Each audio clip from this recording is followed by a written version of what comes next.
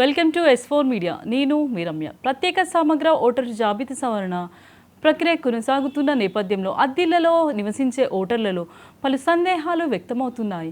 ముఖ్యంగా చిరునామా మారిన వారికి ఓటు కొనసాగుతుందా, కొత్తగా ఏం చేయాలి అనే అంశాలపై చర్చ కొనసాగుతుంది.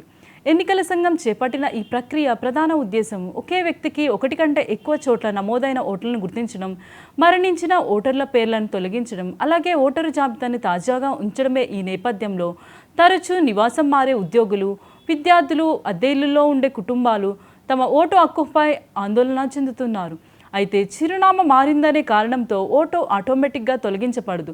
ప్రస్తుతం నివసిస్తున్న ప్రాంతానికి సంబంధించిన BLO, ERA లేదా VRO కార్యాలయాన్ని సంపాదించి అవసరమైన దరఖాస్తు సమర్పించాలి.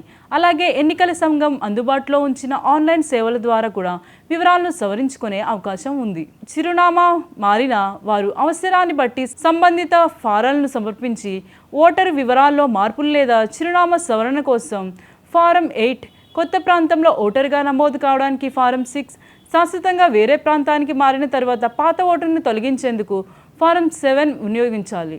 దరఖాస్తుతో పాటు Aadhaar card, ration card, bank passbook, post office passbook, విద్యుత్ బిల్లు, నీటి బిల్లు, గ్యాస్ కనెక్షన్ పత్రం, ఇంటి అద్దె ఒప్పందం లేదా ఇంటి యజమాని ఇచ్చిన నివాస ధృవీకరణ పత్రం వంటి చిరునామా ఆధారాలను జత చేయవచ్చు. ఎన్నికల అధికారులు సూచించిన విధానంగా సరైన పత్రాలు సమర్పిస్తే అద్దె ఇంట్లో నివసిస్తున్న ఓటర్లకు ఓటు హక్కు కోల్పోయే పరిస్థితి ఉండదని అధికారులు స్పష్టం చేస్తున్నారు. అందువల్ల అపోహలను నమ్మకుండా అవసరమైన వివరాలను సమయానికి ధృవీకరించుకోవడం ద్వారా ఓటు హక్కును కొనసాగించుకోవచ్చు.